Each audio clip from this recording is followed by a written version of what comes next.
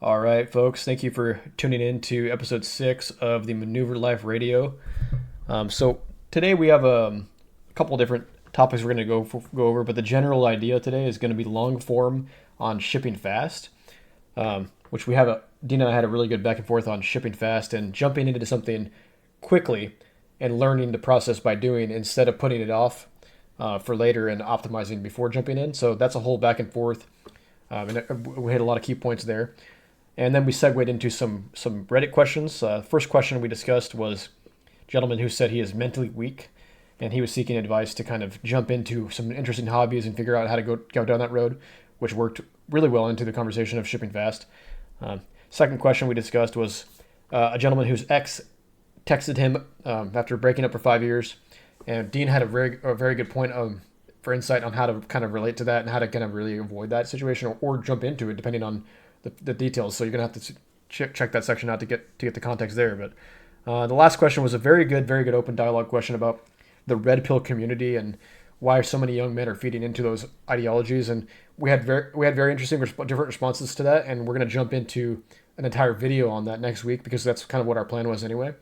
So if you guys want to see more content, definitely subscribe to the channel. We're gonna have every Monday we're posting long form content like this, and eventually we're gonna have some clips of all the important contexts going on here. And make sure to like the video; it'll help us share and grow the channel. So, all right. Without further ado, we're just going to jump straight into the open dialogue. And we are going to ship fast today, so we're just going to skip the intro, discuss kind of what it means to really get things done immediately. And a thing on my mind recently has been friction and stopping yourself to jump right into something. And so I have a term that I've been kind of using called ship fast.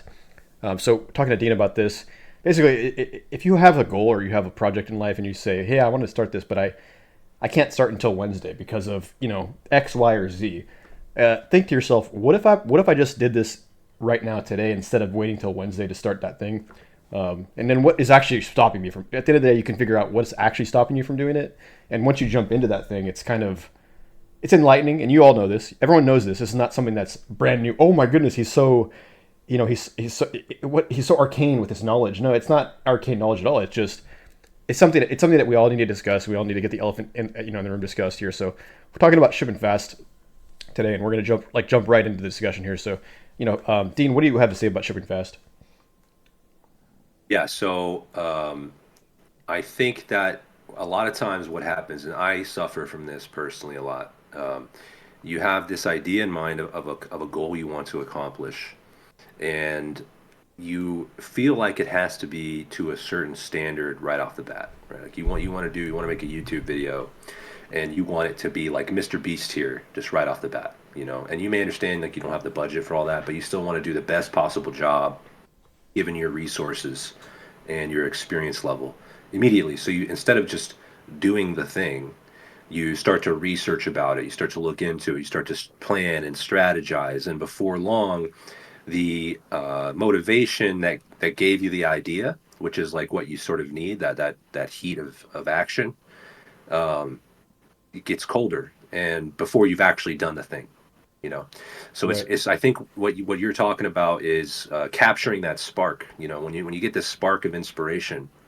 How do you make the best of it? Because unfortunately we are creatures of inspiration, and unless you have cultivated that level of discipline and that level of I'm going to do this even when I don't feel like it, right, which Right. just does not happen overnight. It takes a long time to get there. Unless you already have that, then you're going to burn yourself out on the project before you even do it.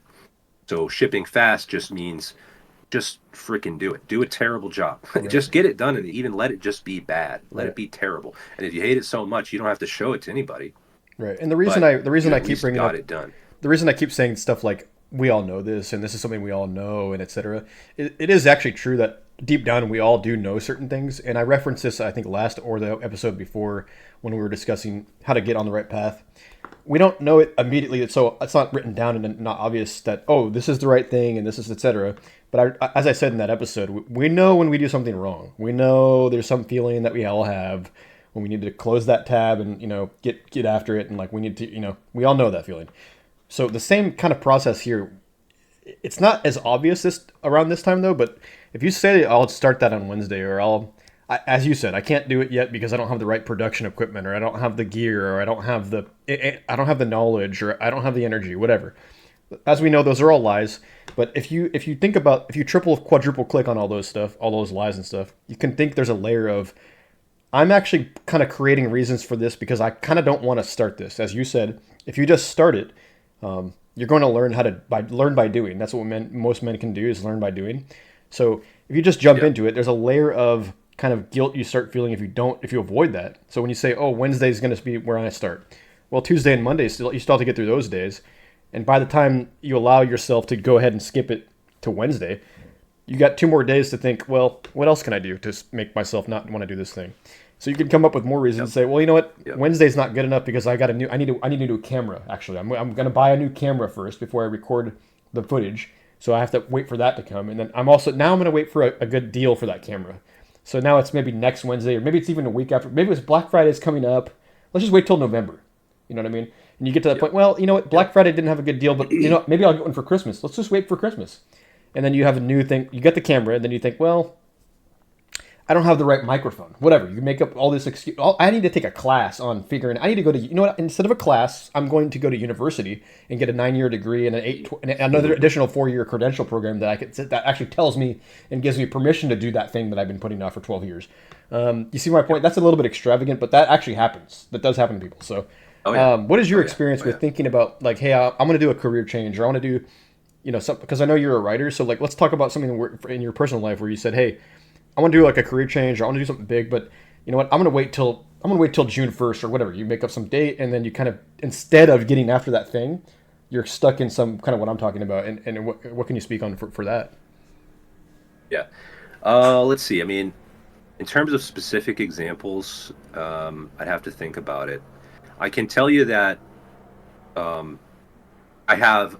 I mean, I think a lot of writers have this problem. I mean, I have way more ideas than I'll ever write down, right? It's just every single day I am inundated with an idea that I think is good, that I think could be good, worth writing a story about, or a poem, or a novel. I mean, I have millions, and even just blog posts, just a million ideas that hit me on a daily basis. And what I find is that there's a balancing act, because if I did, let's say every time I was struck with that inspiration, I sat down and like started to work on it. I think that most of those ideas would be fruitless and be probably a waste of time, because they're either something that I actually don't feel that strongly, and I end up arguing myself out of it, even just as I'm writing it, which is something that also happens a lot. Um, so I think I'm a little farther along in that process. So I've sort of refined it when it comes to my writing career a little bit. So I don't necessarily have that problem there that much. I would say where I struggle more with this is like when it comes to new things, like when I first started writing, I had that problem a lot, like now, like you said, it's my career. So I have certain clients that I work for, and I sort of know the process of like finding new clients. And it's something that I'm fairly comfortable with. I mean, it's not easy to do, but I know what to do. But when I was first starting out, I definitely had the issue of like what exactly to write about, where to post it, how to try to contact new clients. And instead of just like, like we were saying, just doing it, like let's say you just go on LinkedIn and you find some business around you, you check out their website and you see that the copywriting is poor, or it's probably GPT'd or whatever, and you reach out to them and say, hey, I think I could do a better job for you guys and like keep customers' interest a little longer, maybe increase your conversion rates. Instead of just doing that, you maybe try to build a following first on LinkedIn, because you want to have proof before you start reaching out to people. And then in order to start a following, you're like, well, okay, then I need to learn how to write content for LinkedIn. So I guess I got to start studying that, and then you're like, well, what kind of content do I want to write? And am I trying to target businesses, or am I trying to target other writers just to get proof? And then so you go down this spiral of like minimizing, or sorry, like maximizing each little thing, but each one is like a lower tier and actually further away from your ultimate goal. So you're getting farther and farther away from the thing that you Right, originally intended to right. do. And it just isn't helpful. The best thing you could do is literally just create a faceless LinkedIn account and message a business. Like, now that's not optimizing the situation at all, but that is the step that you need to take. So another example, would be like if you want to, let's say you want to meet women or something, right? You want to go to a place where there's going to be lots of women that you're going to be interested in dating. Well, let's say you decide you want to do some martial arts, right? Well, then you're like, well, which the best martial art? What's the best? I want to, if I get into a real fight, what's the one that's going to actually help me the most? Okay, it's this one. Well, what kind of body do I need for? Do I need to be agile? Do I need to just be strong? Do I need a lot of stamina? Right. Well, maybe I should go to the gym first and do that, right? And Right. it's like, well, if you just walked into the door of the first martial arts building that you came across when you were walking around, that would get you much closer to your ultimate goal than if you go through this infinite regress of just trying to find little things to optimize. Right. So that's the spirit of ship fast, Yeah. right there. That's what it is. So if you were to apply the ship fast methodology to something like what you were discussing, so somebody who wants to develop some writing career, and they have all this friction saying, yeah, exactly like you said, I need to make a LinkedIn, I need to make it perfect. Often these people are committing the nirvana fallacy, and it's just double speak for I need to make this thing perfect, or I'm not going to do it at all. And as we know, that you're not Yeah. going to be perfect with anything, so we can get into that a little bit later in this discussion because we do have something to say about that. But for right now, I'll just mention that you're not going to be perfect, so don't even try. Well, not don't try, but just Yeah. start early. And here's what I'm saying with the LinkedIn stuff. Like you were saying, for me personally, it's something like it's almost like for me, I can talk about like building websites and stuff. Like I would say I spent a lot of the time early on, just like you were saying. Oh, I've got to make a LinkedIn, and then this fear comes in. Like, what if I make a LinkedIn with a faceless LinkedIn and message somebody and say, and then that person's like, no, he's not professional. I'm going to go with somebody else. And then I've ruined one Right. possible connection, right? Here's the thing about LinkedIn and connections. There's millions of connections.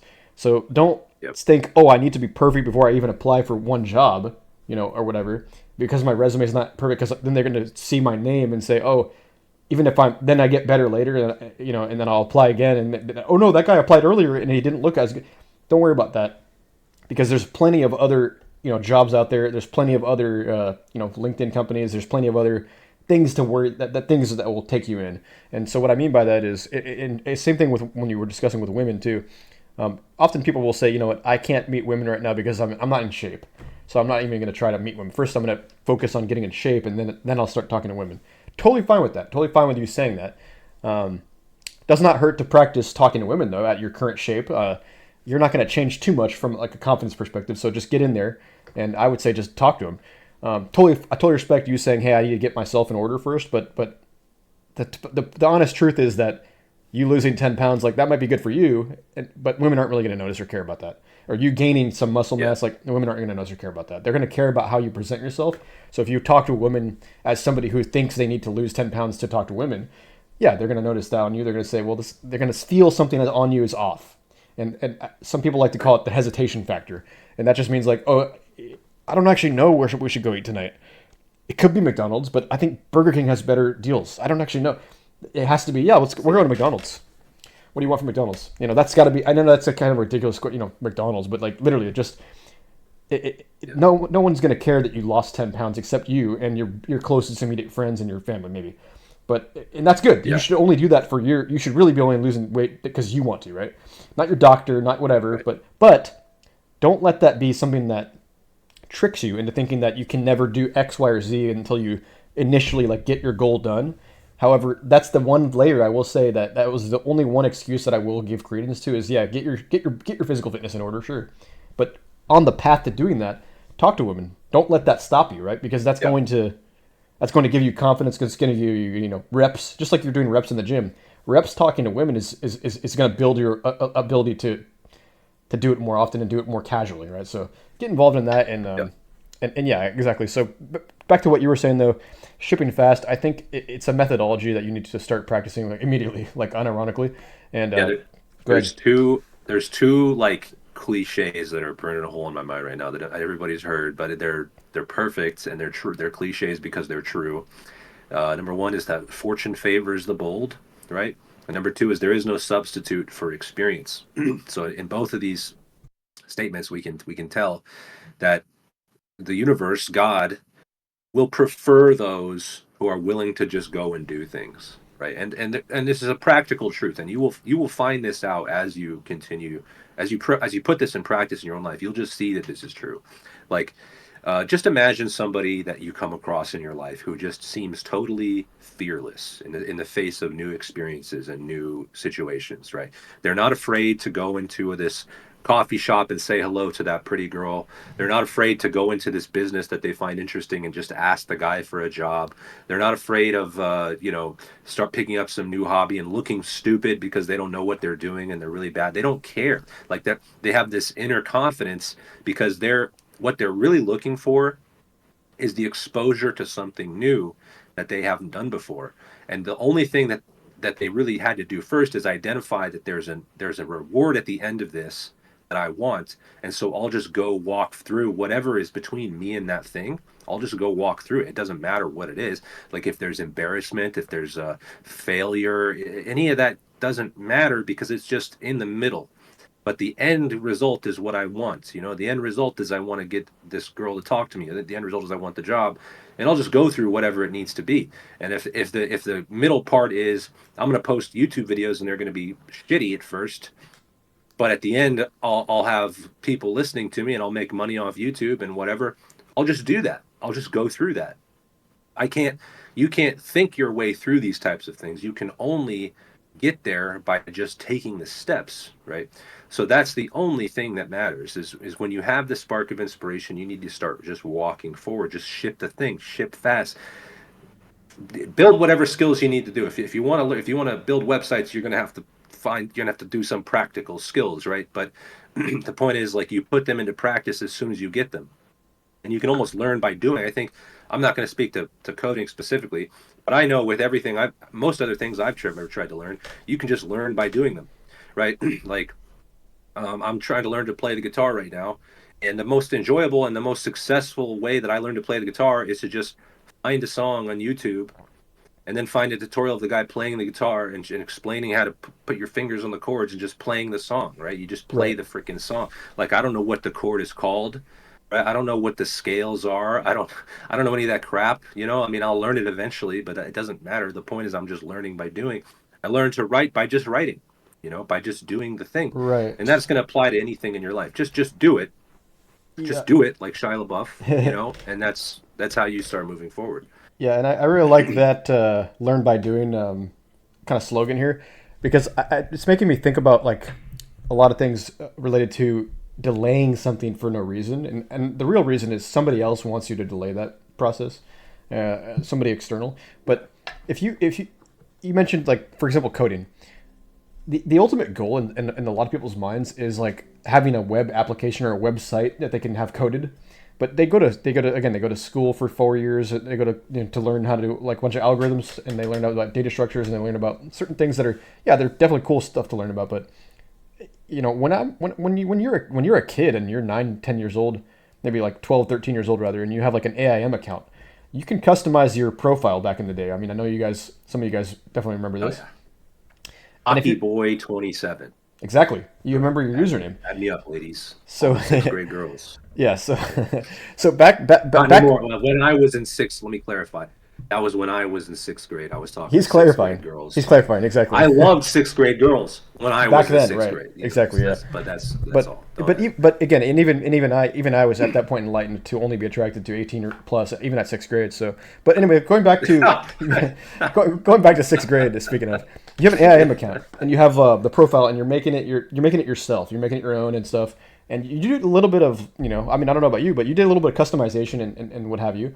And then so go a couple of years forward. Now you're playing World of Warcraft. Everyone is, and you're tinkering with your UI. You're adding add-ons and stuff like that. What you're doing right there is you can be just you basically are coding. I know you're not writing code, but you're doing stuff that is basically like the equivalent of, okay, let me jump into like making a website.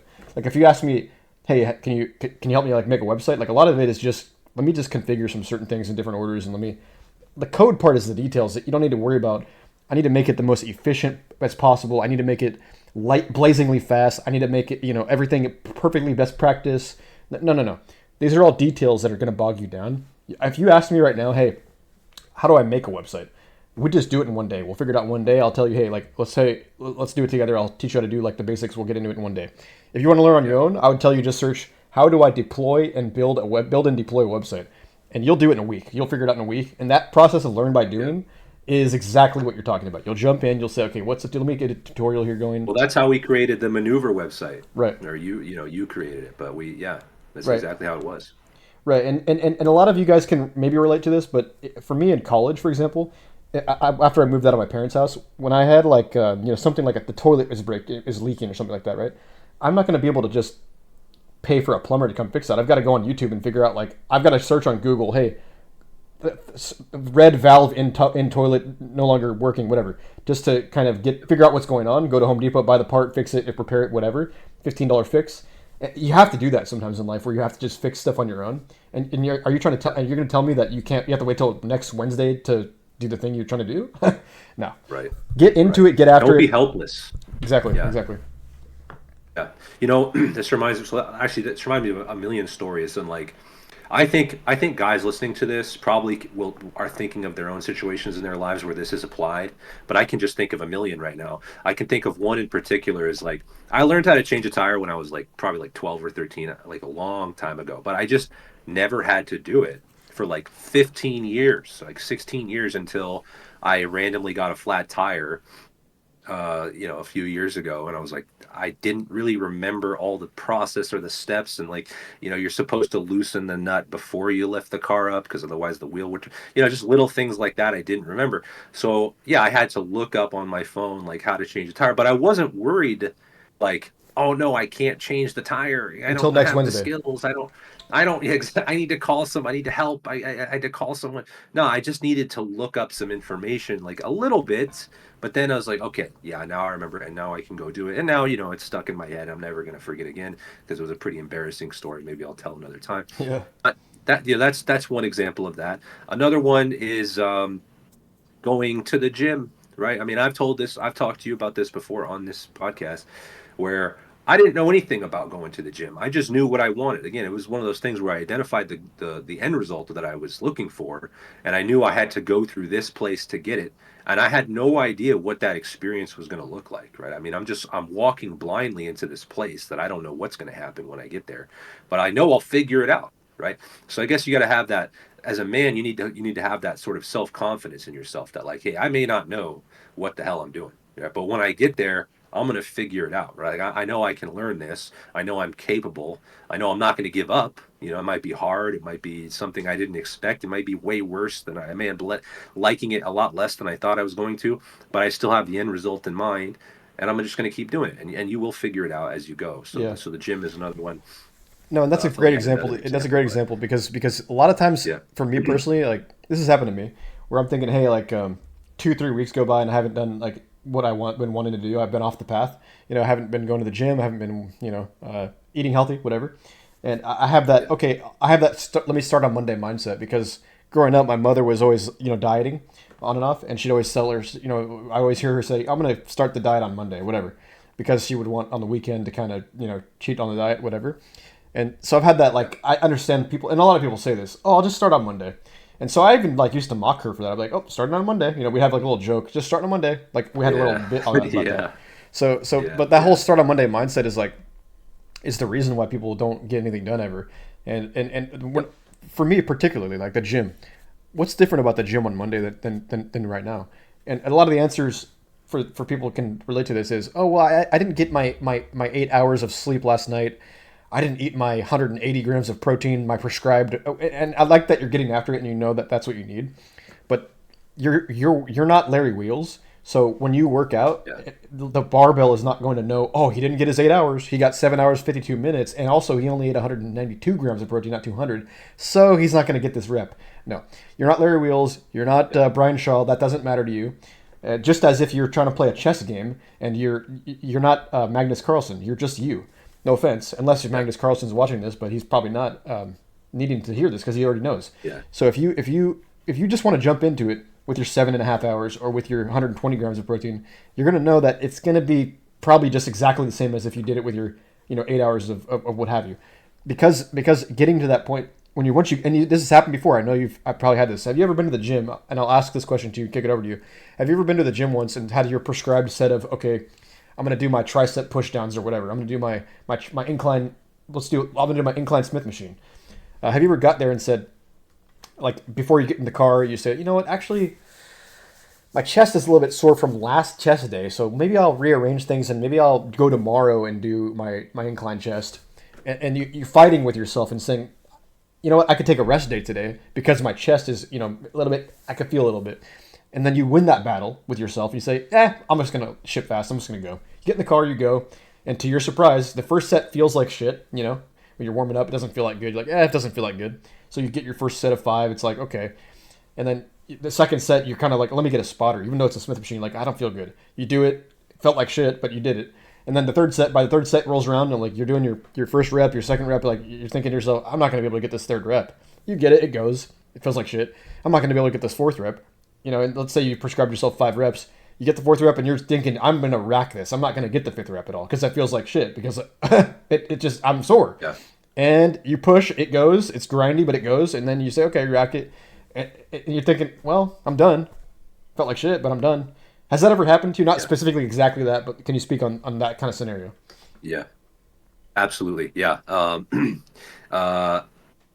Yes, it has. Like I can't think of a specific example right now, but I think that happens to me a lot. Maybe not every time I go to the gym, but pretty frequently. Winning the battle and getting there usually is enough for me. Actually, I try to do a lot of cardio. So that happens to me a lot when I'm doing cardio. So for me, a good day of cardio is like an hour, right? Which is a lot. I mean, if you do an hour of like zone, I don't know, whatever zone, but like 165, 170 beats per minute, cardio for an hour, that's hard. That's really hard to do. And usually what I'll do is I'll go in with a plan to do 30 minutes, right? And I'm like, 30 minutes for me is like a light day of cardio. Like I'll be satisfied that I went and I got it done and I can check it off my list because that's my minimum standard. But I'm not going to be like, oh, I really pushed myself. I really killed it today. I'm not going to feel that way. So a lot of times I'll get to 25 minutes and I'm like, how am I feeling? Can I let's go for 35, like, let's see how we do. And I'll like close my eyes at like 25 minutes, and I'm just trying to count out 5 minutes without looking at the timer. And then I'm like, let me open my eyes and see where I'm at, and I'll get to 30 minutes and I'm like, screw it. I'm going to keep going. I'm just going to stay on it. And, I feel okay right now. And then, I'll get to 35 and that's usually about the time I get my second wind and I'm feeling good. So I'm like, you know what? I'm going for 45. I get to 45 and I'm like, you know what? What's 15 minutes? Can I do 15 minutes right now? If I walked into the gym right now, can I do 15 minutes of cardio? And by then it's like, obviously, yeah, I'm going to do it. So I think the key is that you don't know what you're capable of until you're really in that moment. Like we're not very good at knowing ourselves and our limits and our limitations. Right. And let me ask you something real quick about that. Yeah. If you've done your 46th minute, is it safe to say you've done the hour? Like it's done, but not done yet? Oh, yeah. So yeah. if you've done your 46th minute, is the conversation in your head way, way, way leagues different than you woke up and you're thinking about not even going to having a rest day? And talk about like kind of those different scenarios. Yeah, absolutely. So by then it's like, so the difference is between when I wake up and I'm thinking about not even going, that's like a life or death struggle. That's like, and I know I can feel it weighing on me. I'm like, if I don't go, it's like the worst possible decision I could ever make. And it weighs so heavily. And even knowing that it's like such a horrible decision to not even go, I'm still wrestling with it because my desire to sit there and be lazy is so much stronger. Like it's so powerful that it seems like a tough choice. Hey, this is the worst thing you could ever possibly do, or you could feel like shit and like hate yourself and it's tough. What do we really want? And it's like I gotta fucking fight myself to like get myself there. So, but when it comes to this, like when the 46th minute, that is like this level of self-confidence and belief and empowerment that I can't even really put into words. You kind of just have to feel it. It's like when you've accomplished something that you didn't even think you were capable of doing, it just gives you this feeling of power that you can't recreate anywhere else. Right. I mean, you've done the hard part, right? it changes you. It changes you. People notice that too. Yeah. Like, let's say you've done your 46th minute, and as a like I'm a math guy, so 46 is equal to 1 hour. It's not equal, but it's it's equivalent. It's isometric to 1 hour. I don't want to use that terminology, but so you've done 46, which means you've done the hour. And arguably, if you've done 1 minute, you've done the 30 minutes, right? I mean, that's a minimum for you. You're not gonna Yeah. leave after 15. But in your case, Right. if you walk into the gym, you've done your 15, which means you've done your 30. And if you've done 30, you're kind of doing 31, which means you're doing 45, which means you're doing 46, which is the hour. So if you walk into the gym, you're done the hour. If you walk into the car and you go to the gym, you've done the hour. If you get up out of bed to walk to the car, you've done the hour. So my question to you really is this. Is there any functional difference between your physical shape and capability of being able to do that 46 minute in these two scenarios? A is you wake up and you feel like shit and you just say, I'm not going to go. And B is you do go. How many times in your life, percentage-wise, have you said, I don't think I could be able to do the hour and been right? Like, let's say you wake up and you're like feeling like shit, and just like you say, you're wrestling with yourself, saying, I don't know, my leg, something wrong with my leg. It's my left toe is like my big toe is a little bit numb. Whatever. I'm just gonna take a rest day. How many times have you been correct with your diagnosis of, I don't think I can do the full hour, so I'm just gonna go tomorrow so I can get that full hour done? Versus how many times has it been just code? I don't think I've ever been correct about that. Yeah. If I'm sitting there in bed wrestling on whether or not to go, the reason is always bullshit. Yeah. It's always a lie. Yeah. 100% of the time, it's a lie, dude. And if I win that fight, that's it. That's the war. There's the battle, and the war is won right there in that moment when you have that mindset shift of I'm just gonna get there. Yeah. Right. I'm just gonna get my ass there. And that's all you need to do. And once you're there, as that's what I was saying, we don't know what we're capable of. Oh, we don't. You just can't think. You cannot think your way through these types of things. It just can't be done. So part of this, something I've tried to preach, and I will continue to preach. I think it's very useful. Be an open person. Be a person who welcomes new challenges and new experiences. That's like one of the most important things you can do for yourself, because if you see a situation you think, and you may rightly assess that it's going to be very challenging, you want to go put on a bunch of weight at the gym or something like that, or become an expert fighter or something, you may rightly assume that's going to be very hard. It's going to take years of discipline and hard work, and it may fail and struggle. You're probably right, but you don't know how much you're going to love it. You don't know how much it's going to do for you in your life, because you just can't. You're just not that smart. You're just not that forward thinking to just think your way through all these little problems. So be open to it. Be open to walking into a new place and just being bombarded with things that you did not expect. People you didn't expect to meet. New challenges you didn't expect to have to overcome, new insecurities you didn't know you had. Right. New things is like, I didn't know I was bad at this, but now I see, damn, that's a new thing I got to be like worried about. Is I suck at this particular thing that I didn't know I sucked at. Yeah, that's going to happen to you. Right. Be open to it. Be open to being exposed. Let the light shine on you. No, and that's great. And a lot of the things I'm saying is for people that are really thinking about going to the gym, or really thinking about talking to that girl at Chipotle or whatever. And this kind of is another thing that ties into it. If you've done that 46th minute, which means you've done the hour, and you're going to Chipotle after to get your double protein, no rice, combo, whatever, your bowl, for $15 now, which it used to be $8, but whatever. And does that girl that you're thinking about talking to that works there, and she's somebody that you think about occasionally because she's a pretty face. She works at Chipotle. You see her once a week, whatever. If you've done that 46 minutes, you're gonna be feeling pretty good, right? So if you're gonna talk to her at that point in time and ask, maybe break into, hey, let me break in to get that number. Let me get that phone number from her, or let me ask her for it. As opposed to if you woke up and you wrestled with God, or wrestled with you wrestled with your ability to, can I go? You're just two different people. Yeah. You're two different guys. You're Dean, and then you're Dean Light. You know what I'm saying? And so she's going to see that. She's going to know. You're going to even hesitate. Like, you might even hesitate and say, can I get a double protein bowl? And this is you thinking, I've already wrestled with not going to the gym. Do I want to wrestle with not getting rice? So you're thinking, and then she's not white. She's a robot. She's a white or brown rice, sir. She's put that in your head, and you didn't already say no rice, and you're if I say white, I'll take white rice. So now you're already 2 steps behind, and that's different, And I know probably you don't have that. Maybe you do, but so you see where I'm going with this. But if you walk in after that 46 minute, which is after that hour, and you're not going to even let her have that white or brown, you're going to say confidently, hey, can I get double protein, no rice? I'm trying to think about guac or not. That's what you're going to be concerned about, and that's okay to be. That's one of those good problems, right? And so now Yeah. there's levels to it. There's levels to it where you don't even. You want to be considering the guac, not the rice, Yeah, dude. If you're considering the rice, you're way behind, man. You're and way it's more behind. likely for you to even be in that mood of like, oh, I've already missed the gym. What's rice? No, I mean, because if you've gone to the Yeah. hour, you're not going to waste. You've already done the hour of hard work. You're not going to Get that undo it rice out of my by thinking face. about rice or by letting that cute girl at the taquista to tell you, oh, should I get white or brown? No, you're not going to even allow that in your Yeah. life. You're just going to jump into it and ship fast. So Yeah. just get after it, get it done, get it started. And I think Yeah. a lot of that goes back to what you're saying.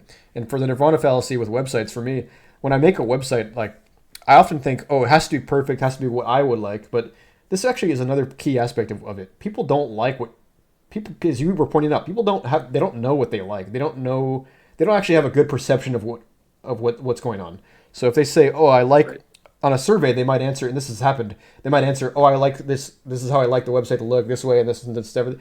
But when actually presented, eye tracking software or even like cursor tracking software, they often gravitate towards way different areas on the website. So I've seen studies about that, and I've seen Yeah. representations of that, and it kind of ties back into what you were saying about how people they have a bad measurement of what they want or what they're capable of doing.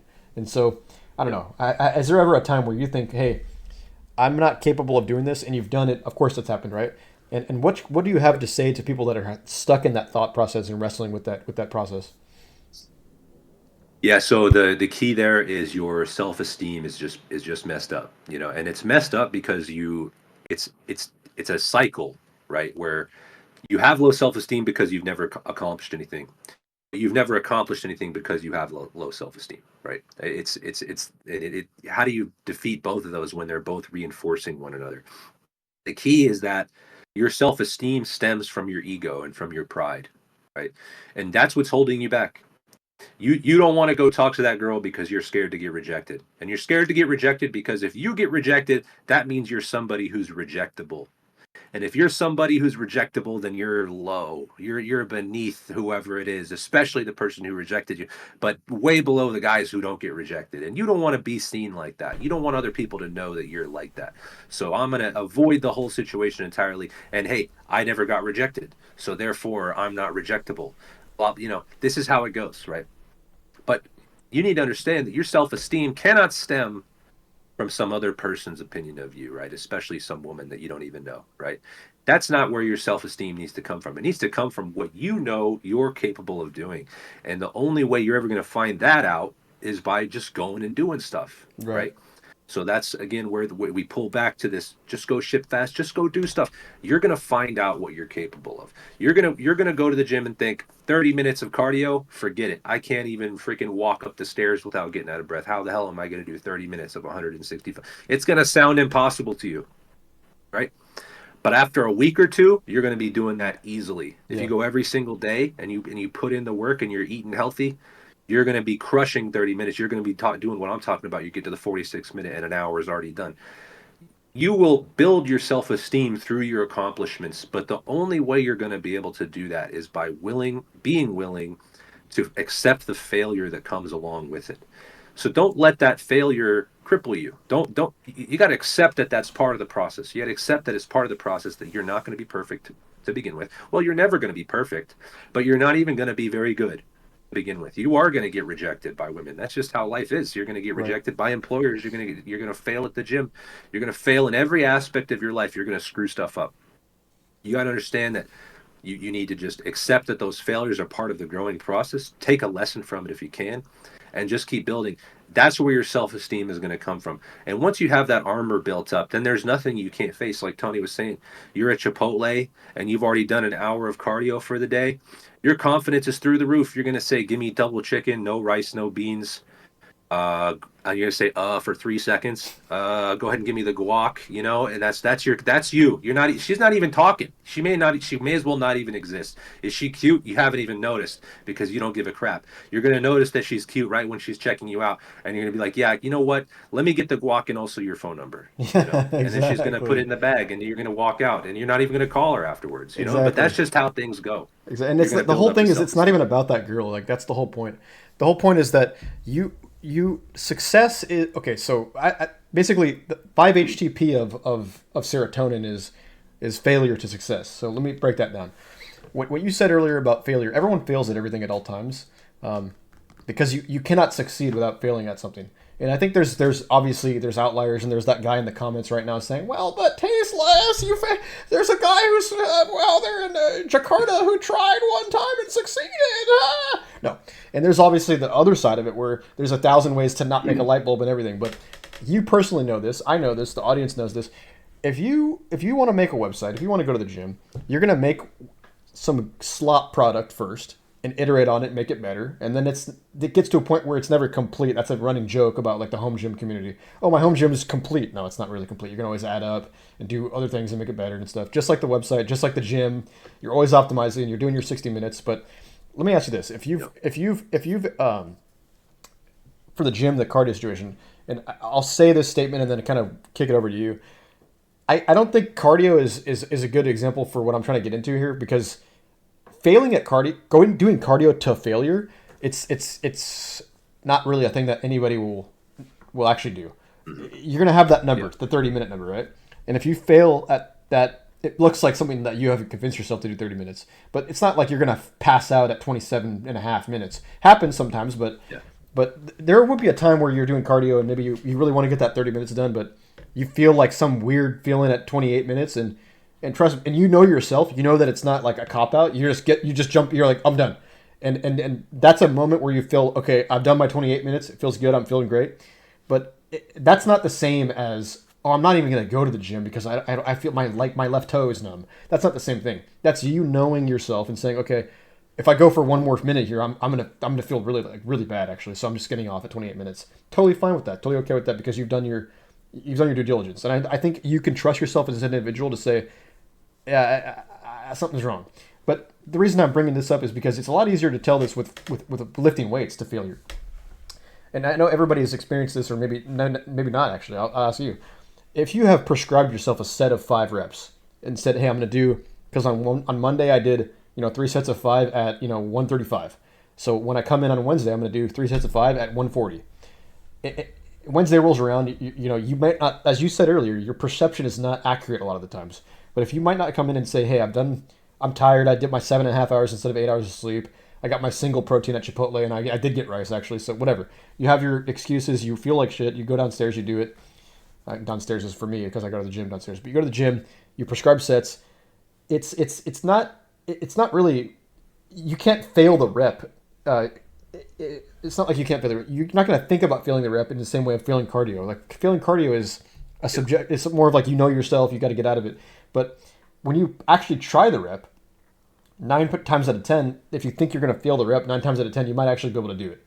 And that's kind of what I'm saying, is that your perception of what you're capable of is not even close to accurate. And I think if you jump into something and try it, you will know that. So that's kind of what I'm asking is, how do you identify something that's truly something that you are going to fail at, so you avoid it in a way that's different than just avoiding it outright? So the 28-minute versus not going. Yeah. I think the only way you can really judge stuff like that is to know it's to get to know yourself better, right, and to know your limits. So for the cardio, you're correct about that. Failing cardio is really just more like, I just don't have the energy to do this anymore, right? Like I got to get off this thing because I can't do it anymore, right? Um, Lifting is a more visceral example, because you don't really feel like, it's hard to compare the two. I mean, you kind of just have to go feel it. Yeah. But when you're about to fail the rep, you don't feel like you're gonna die. You just can't push it anymore, right? It's just not gonna go any further. So you just have to give up. It's Right. just not gonna go. Um, and like you can judge it. Yeah, like you go to a gym a certain day and you just feel weak. For whatever reason you feel weak, and you just like, yeah, I don't think I'm gonna get through this. Now, personally, I always try anyway. It's rare that I wouldn't even try. In fact, I don't think I would ever just not try. If anything, I might lower the weight to begin with. Like I'll just know, like, hey, I'm feeling pretty weak today, and I really want to get 6 reps in, so I'm just going to go with a little bit lower weight, and then push it anyway. Um, But yeah, the only way I can ever accurately and see the only reason I even know that is because I've done that enough times. I've pushed that amount of weight hard enough times that I just know how strong I need to feel and how much energy I need to feel to actually be able to do it. So I would say that you really just have to have the experience of it. You kind of just have to go and find out again. You find out what your limits are. Right. Again, you find it by going and doing it. You can't think yourself through it. And even when I get, sometimes I will get to the gym and I think I feel weak, and then I get going and I'm like, actually I'm doing a little better than I thought I was. I'm feeling a little more stronger than I really thought I was. So again, it's a process of discovery. It's not a process of logically moving through steps in my mind and deducing what I'm going to be able to do and what I'm not going to be able to do. It's really just, am I feeling it? Can I do it or not? I'm finding it out. I'm discovering it. You Right. know.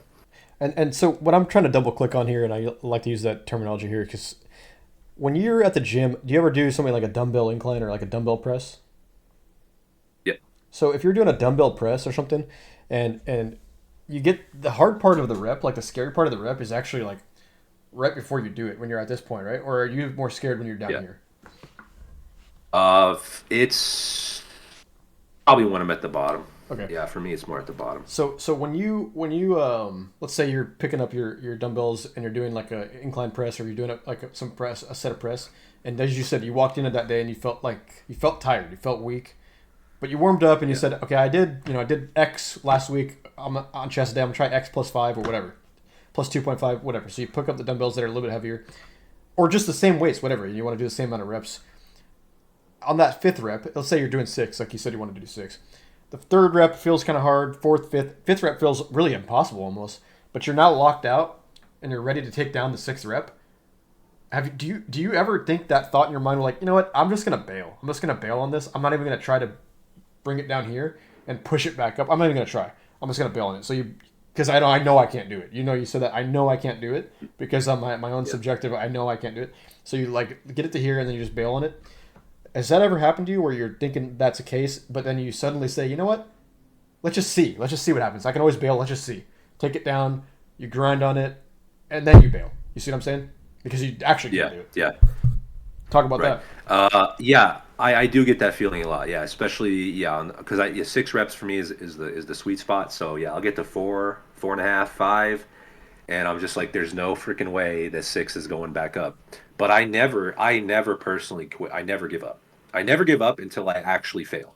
Yeah. I personally, that's just something that I've cultivated. I kind of like failing because usually even after I fail, I still do a couple partials, Yeah. just to move it a little bit more. But yeah, I never give up before I actually reach that limit. I'm always going to get to the limit every Yeah. single time. And the reason I bring this up is because some people out there are probably thinking, you know what? I can just auto regulate. I can use RPE. I can use all these auto regulation systems and say, hey, it feels not good, so I'm just going to stop at 5 reps. But it's really important for Right. you to like for you to commit to trying that last rep or whatever you've prescribed yourself. You need to try very hard to get that last rep, because oftentimes I'm going to say 90% of the time for most people you can get it and you can get more, but it may feel like Yeah. that's what you're chasing. You're chasing that the rep that you did. The first rep doesn't do anything for you. The first rep that felt great and it was smooth and it was fast, that does nothing for you. You're not going to adapt to any type Right. of. There's no adaptation occurring there. That might make you sweaty, Right. might make you feel good, it might make you sore, but it's not going to make you adapt to it. It's really that sixth hard rep that you're chasing that you need to do. You need to do that hard rep and try that hard rep because that's what's going to actually cause you to adapt and recover from and get stronger, right? And that's why we go to the gym. We want to get stronger, Yep. what have you. So if you're pulling that rep down and you think, you know what, I'm not gonna be able to do this. You bail. You're not even pushing yourself to failure. And a lot of these people say, hey, I'm going to the gym. I mean, we're 8% of the way done with the year. I'm going to the gym. It's new year, new me. I'm locking. Just like the people say, by the time graduation rolls around, you're not even going to recognize me. So they go to the gym. They've got their Yeah. whole rep scheme going on, and they get that sixth rep, and they just say, I'm not going to go do this. They just bail. You're going to look the same as you did January 1st on June 1st. You're going to look the same. You're that person that I can tell you don't push Yeah. yourself. But you say, and you waste a lot of time too. You go to the gym and you say, I go to the gym 3-4 times a week. I push myself. But the reality is you're not actually changing. You're not adapting to anything. You actually need to sit there, literally push the weight until it literally does not, it won't push anymore. You actually have to do that. And that's the part that people don't want to talk about and people don't want to think about because it's hard. But the reality is, if you've ever filmed yourself doing a lift, and instead of for bench, I'll talk about for squats for me. If I'm taking a squat down to the pins, and I push, on the way back up, and I try to push it back up. Sometimes I think, oh man, I can't do this because I'm pushing it and it's not moving. So I just say, I'll pin this. And I thought, yeah, I actually tried, and at least I tried that rep, right? Even that later. I watched the footage and I sat there and tried it for maybe 1 or 2 seconds. But I think in reality for squats, like I have always told myself I need to at least try to push the rep for 5 seconds because that's when okay, if I push for 1 or 2 seconds, and then you get it and then it's up. For me, it's kind of that 5-second window is like, okay, it kind of takes 5 seconds for me to really know if it's failed. But the problem is that's 5 actual seconds, not 5 squat seconds. And let me elaborate. When I'm doing a squat at 5 seconds, it feels like an hour. So if I'm saying 5 seconds, like 1, 2, 3, 4, 5, I failed. So that's what I had to teach myself. And this is maybe way out of scope for what we're for jumping into the gym. But this is important to talk about though, because when you go to the gym, what you do matters. So for me, at least for my personal problems, is that I need to be more realistic with what 5 seconds is when I'm under pressure, when I'm under stress, because I'm not going to be able to adapt to any changes if I just sit there and say I'm going to allow myself to fail. But circling back to you, not you, but the audience, you need to actually push yourself to failure. Circling back to your parents or your friends, they need to actually push themselves to get into the gym. So there's levels to this. There's levels to where you break down and stuff. But the whole point in wrapping this into the topic of today is every situation you need to ship fast. So you actually need to get into the gym. You need to. That's step 1. You need to start thinking about your sets and reps. That's step 2. You need to start pushing yourself to failure. That's step 3. You need to double click on failure and seeing what that actually means. That would be step 4. It's saying, is 5 seconds failure or is 1 second and then let go? So you can evolve from in the bed, left foot, toes numb, to pushing yourself for 5 seconds. That takes time, but you start thinking about that, and that's how you evolve, really. And that's the whole ship fast ideology. Yeah. So I think every step of the way, the key is the patient endurance of being uncomfortable, right? Every step of, whether you're just trying to get your ass into the gym for the first time, or you've been at the gym for months and you're really now trying to focus on pushing yourself for those full actual 5 seconds when you're at the bottom of the squat, every step of the way requires you to endure that discomfort, that uncertainty of what the outcome is going to be. The thing, and that gets harder. I mean, when you're at the bottom of the squat, there's no worse place in the whole world. There's no more difficult struggle you're ever going to face in your life than when you're at the bottom of that squat and you don't know if you're getting back up. And it's like it feels impossible, but you're going to sit there and struggle against it anyway. If you can push yourself to do that for 5 real seconds, endure that it's uncomfortable in every way. It's uncomfortable to your body. It's uncomfortable mentally. It's like a shock to your nervous system. It feels like this is the level of stress of like a fight or flight, like I'm gonna die situation. Like it's extremely challenging.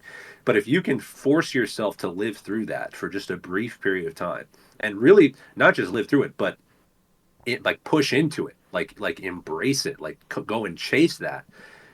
That is going to translate to every other part of your life. Get comfortable with failure, accept that you're not going to be perfect to begin with, endure that discomfort patiently, and you'll be shipping fast. That's the key. That's the key to this topic. And I like that enduring it, because if you endure that level of pain, just like we said earlier, that you've done that 1 hour of the 45 minutes of cardio, which is an hour. Yeah. You've done that cardio, or you've done that the actual 5 seconds of the squat, and then you pin it because you failed it, and data. Okay, next week I need to adjust and lever down and figure out what to do. But you now know with confidence, okay, I truly did 14 reps, and I could only have done 14 reps. That's that.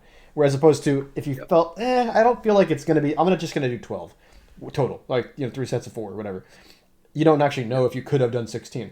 May not matter to some of you, but for folks like that actually want to kind of improve and go to the gym and get better, it does matter. It really is a big deal. And again, I'm not bashing folks that go out there and just say, I'm just going to do what feels good, whatever. You're already in miles of leagues ahead of the average person by just going into the gym at all. So totally fine with that. But if you want to improve and get to a point where you're actually making progress and not wasting your time.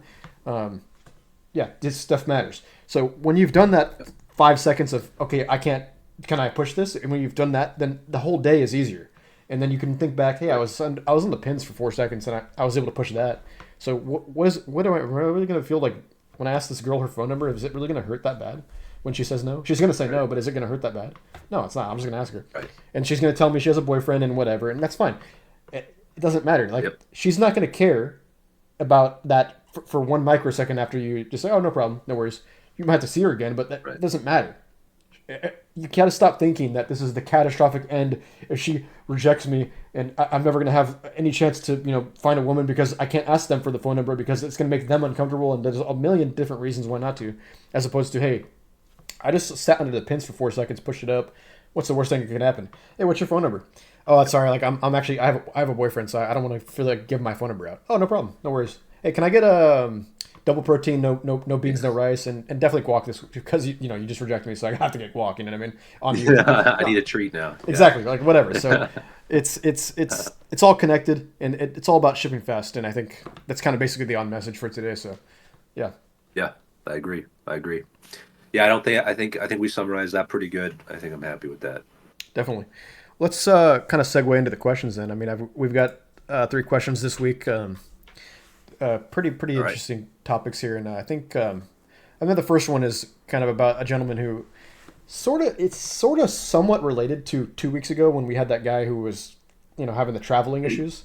At least based on the title and what have you. But I don't know. I think I'll go ahead and read the first question, and we'll go from there. So we do have a question the title is "I'm mentally weak."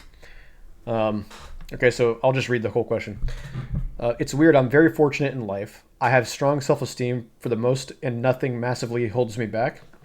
But I have no mental discipline. I start things, get bored, or in a lot of cases, find things too hard or make me nervous and give up. And really, the problem is I have to paraphrase this because this gentleman's English is not his first language.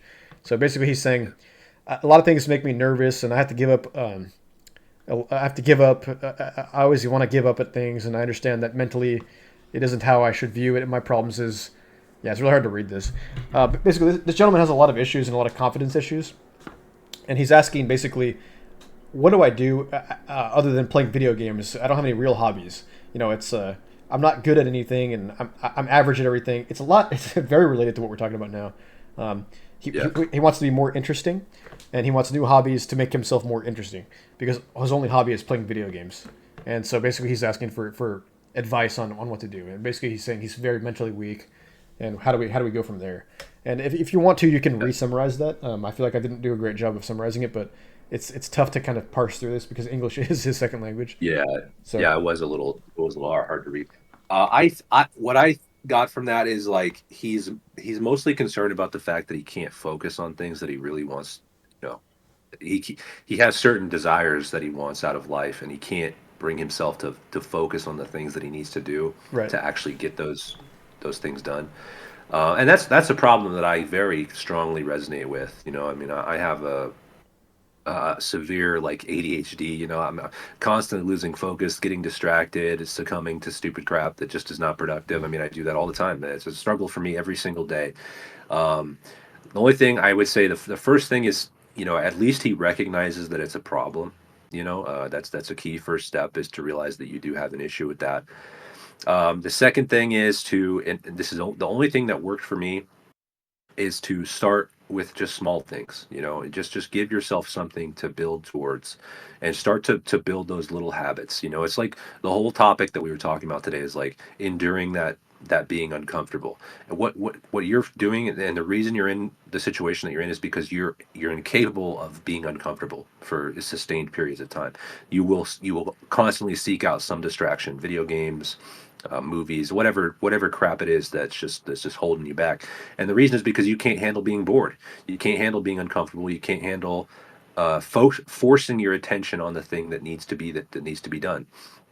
And the only way you're going to overcome that is just like with everything else. Just like when you go to the gym, you can't lift the heavy weights because you haven't forced yourself to lift the lighter weights first. You right. know. So you're going to have to find, so what are the small weights in your life? Can you cut out the video games or at least cut down on them? Can you start making your bed in the morning? That's a good way to start, especially if you're a really young guy. I mean, it's just a very simple thing you can do. Clean your space. Take care of your hygiene. Make sure you're showering. Make sure you're dressing well and brushing your teeth and all that stuff. Start with the very little things. And my advice, universal advice, and I know Tony agrees with me. Universal advice to every man: get to the gym. All right, just get to the gym, work on your physical body. That is the pathway. That is the pathway towards productivity and towards happiness, whatever happiness means to anybody. But that's the key right there, because it checks off every box on the list. It's going to make you physically healthier. It's going to make you look better, which is going to give you confidence. It's going to be hard. It's going to be like a difficult challenge that you're presenting yourself, which is also going to build your self-esteem. And it's also literally going to transform you spiritually. You're going to feel different about things. You're going to, as we were just been talking about, when you're under the bottom of the squat for 5 seconds, there's nothing else in your life that's going to ever be that hard. That's it. That is the peak. Unless you're unfortunate enough to go to war, God forbid we ever have to do something like that. But that would probably be worse. Okay. But other than that, there's nothing in your life you're ever going to face that's more difficult than being underneath all that weight at the bottom of the squat. Yeah. So I know it's cliche. You're going to be pissed off that I even mentioned it, because you probably don't want to solve your problems. You just want to complain. But that's what I would say. Get to the freaking gym. No, and that's it's perfect because this question does tie into everything we just said. It's almost like we set a precursor. It's almost like we answered the question for 51 minutes or whatever. But I do want to reiterate, this gentleman actually, the last sentence of his question literally says, "I wish I could say English isn't my first language, but it is. I'm just bad at writing." This is unreadable. So I do want That's to hilarious. I do want to tell you, really bad. this is very unreadable. There's a lot of not only grammar issues here, but there's just flat out incorrect words being used. But that's and that might be something to start on. But when I double click on, and that's my new phrase, I guess. But when I double click on what he's saying is, he says, I can't focus, like you said, he can't focus on hobbies. He hasn't developed any skills or hobbies except video games. So I think this is a perfect example for people out there who they only play video games. That's all they do. And I was going to bring this up earlier during like the kind of the long form discussion, but I figured I'd save it for this because it ties into it perfectly. When you play a video game, we've all done this. Let's say I'm gonna use Dota for the example, but people out there have played League of Legends or StarCraft or anything like that, and they've had this issue. They're a certain rating, they're a certain rank. They've got like their diamond or their gold or their whatever, their platinum, and they tie their emotional self-worth to that rating or that rank or whatever it is, and therefore when they hover their mouse over the find match button, they get this little, I don't know if am I ready to do I really want to click find match? The term we like to use is ladder anxiety. It's basically you fear the competition in front of you because you don't want to lose, which would lower your rank in game, which you've tied to your emotional value of your self-worth value, which is all kinds of things wrong with that. But we'll start with this. If you're somebody who, even in a video game, is afraid to click find match, you're going to definitely have problems at the gym. You're going to have problems with women. You're going to have everything is going to be wrong for you. So you need to start with not caring about any kind of consequences. You click find match. It's just like ship fast. You click find match immediately, and you don't care about any of that. You just tone out all that. Just tune out all that, like that negative thoughts in your head saying, well, if I get on the wrong team, I'm going to lose this game, and then I'm going to go back down to silver or back down to gold, and I'm really platinum, and everybody knows that I'm platinum. That's my identity, is I'm platinum. So if I lose one more game, I'm going to be gold, and everyone's going to think I'm a fraud. Well, the problem is you are a fraud because you think people care that you're platinum or you're gold or whatever in a video game. That none of that matters unless you're Shroud or unless you're Bisu or whatever. Some professional. I'm glad I don't even have a professional gamer off the top of my head. that means I'm doing well. Not that anybody would know. Yeah. No one cares. You're ninja. No one cares. So what you need to do is get that out of your system, because in reality that actually is a check. It's a check for. It's a perfect analogy actually, because if you've inflated yourself to say, oh, I'm platinum. I'm actually a platinum player. you're gonna have this conversation with yourself and say, "Oh, that guy's silver. He doesn't have any business giving me advice because I'm platinum." In reality, there's not much of a difference between you and that person compared to the BCUs of the world, like the GMs or the challengers. They see both of you guys as inferior to them because you are. So it doesn't matter that you're platinum or you're gold or silver. Just click find match, get better. As long as you did better than you did last game or you did better consistently, and it's kind of crazy we're talking about video games, but it actually applies here. If you play 10 games total for a whole week of League of Legends or of Dota, and you perform better on certain metrics, like let's say you have certain metrics you want to get, certain gold per minute, certain level, experience per minute, whatever, write those metrics down, watch the demos, see where you can improve. As long as you're doing better than you did the week before, you're not going to have a problem. Your rank that you want to be will come to you. You will get better over time. Yeah. You need to put the process in, though. And I know you're not doing this because you're saying this is a hobby or whatever, but you need to start even gamifying the games. Like, I'm not telling you to cut video games out 100%, but I'm telling you to gamify them in a way that actually makes it productive for you if you can. But circling back, I know that was a little bit long-winded. Circling back to your question, you need to actually just jump into a hobby. So pick a hobby, pick one that you can actually be competitive at, and that's healthy. Go out and play disc golf or something. Go out and play. Go to a climbing gym. Go to a rock climbing gym. Go to a gym. Go to anything. Something that's competitive that you can compete with yourself and say, hey, last week I did this. This week I'm better. 2 weeks ago I was here. Now I can do this. 2 months ago I was only here. 2 months from now I plan on being there. Right. And once you have that whole mindset, you're going to be.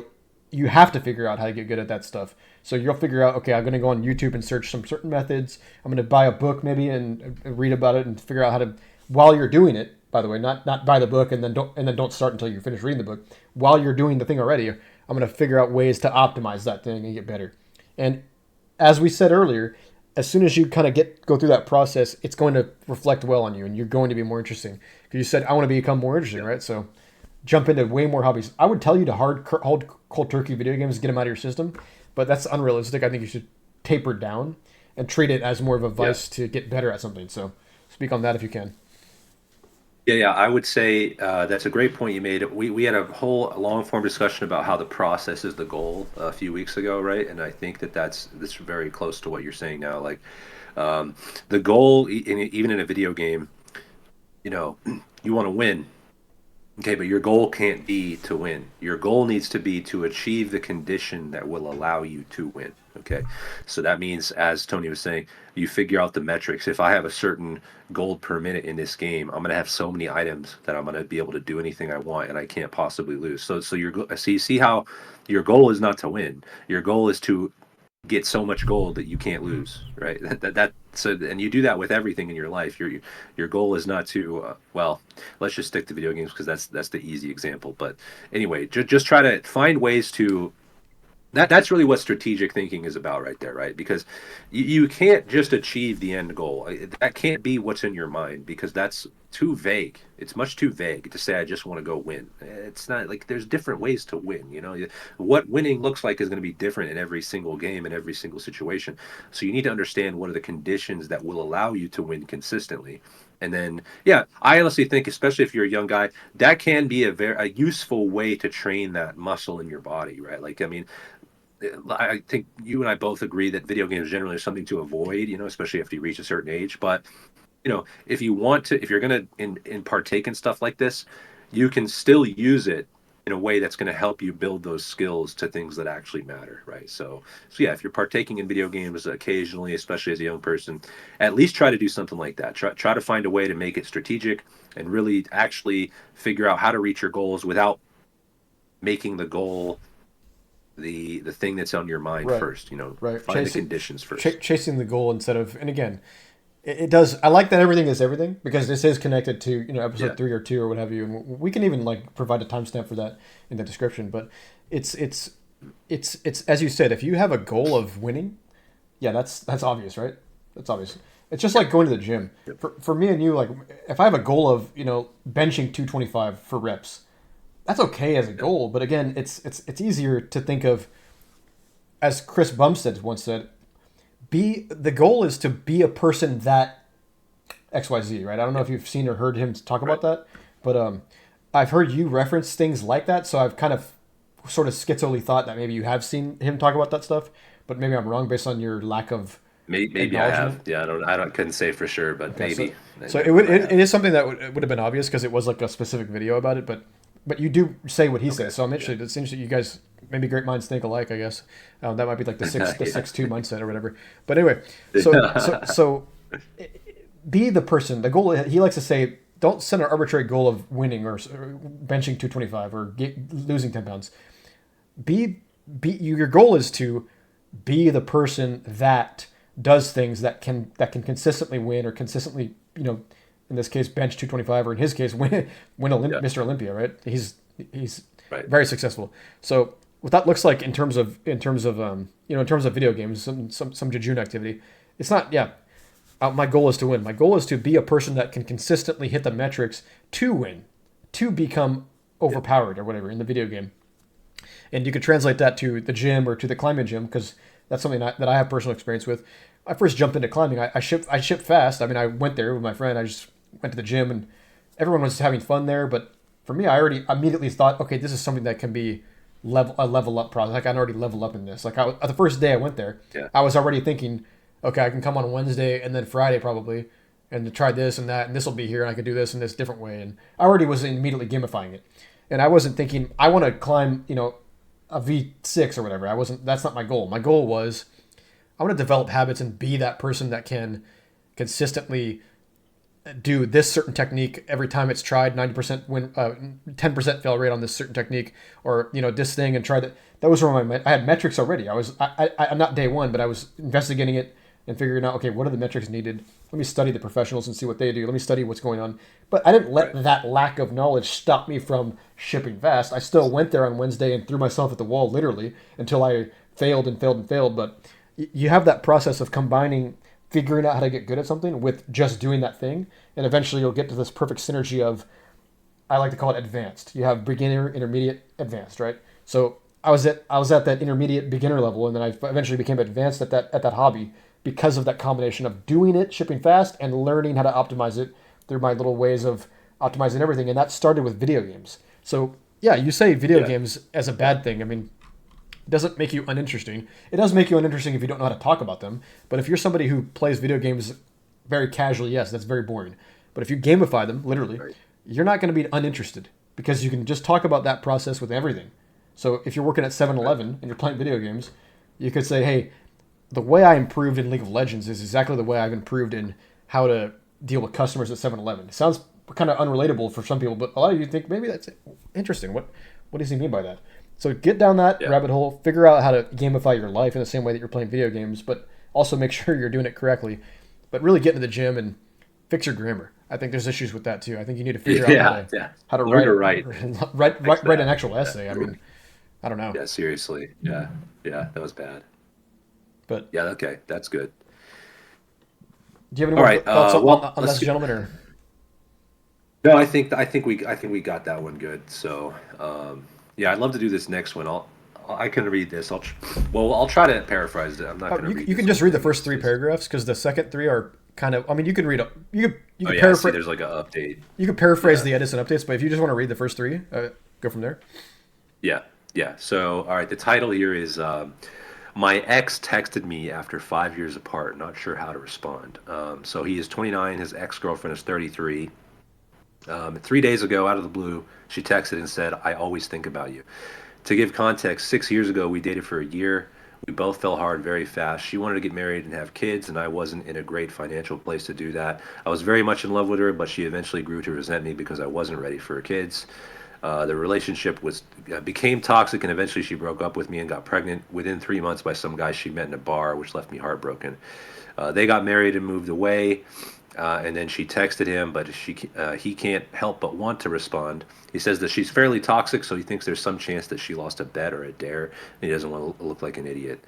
But he said the curiosity is getting the better of me, and he doesn't know what to do. So I'll leave it at that. There's an update, but I think it doesn't matter. I don't really care what his update is, to be honest Yeah, with you.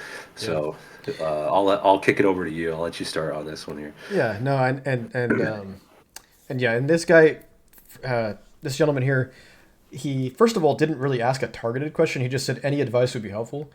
So I don't know if he's in the perspective of should I text her back in a situation of should I text her and then we meet up and then we try to rekindle the relationship, or am I just going to text her, just try to respond to her at all? So there's two different questions there, in my opinion. And I even read the updates and the edits, and he didn't answer that. So I don't think he wanted to answer that stuff. So I'm gonna assume that this guy's asking, should I respond to her in the context of maybe potentially getting back with her first. So Yeah. first of all, no.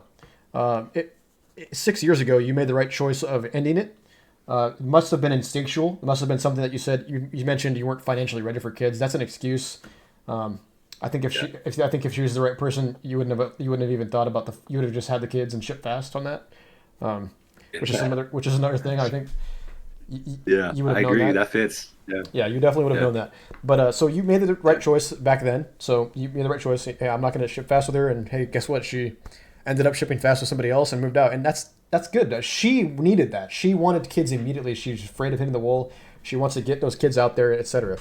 And it looks like you said she Yep. was 33 today. So that means 6 years ago she would have been 27. Perfect time in her life to try to ship fast, right? She To ship wants fast. to get those Yeah. kids She out needs there. to ship fast. Yeah. So she's doing her Yeah. job. You're doing yours. I'm doing my job. Dean's doing Dean's. Everything's looking great so far. 6 years ago.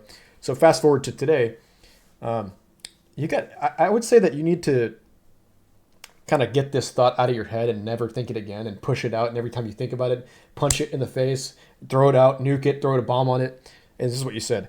There's a good Yep. chance it's some kind of lost bet or dare. This is something that no human would ever naturally come to. This is not something that you would ever. If somebody texts you and you immediately think, or not even immediately, if you at any time ever think, did she lose a bet? Is that why she's texting me? Yeah. No, you need to not think that at all and not even entertain that. Don't entertain that. That's not healthy, man. And again, that may be. I'm not even gonna say that may be true because I don't want to entertain that. I don't know this woman, so it's easy for me to say that that may be true, quote unquote. But I'm just gonna give. I'm gonna give this actually. I'm gonna give this bounty. I will give you 8% of my net liquidity if you can prove with receipts that that is true. If you can prove with receipts, if Limp Drama 3344 can prove with receipts that his girlfriend, ex-girlfriend, lost a bet or it is a dare, so she therefore texted you, I will give you 8% of my net liquidity.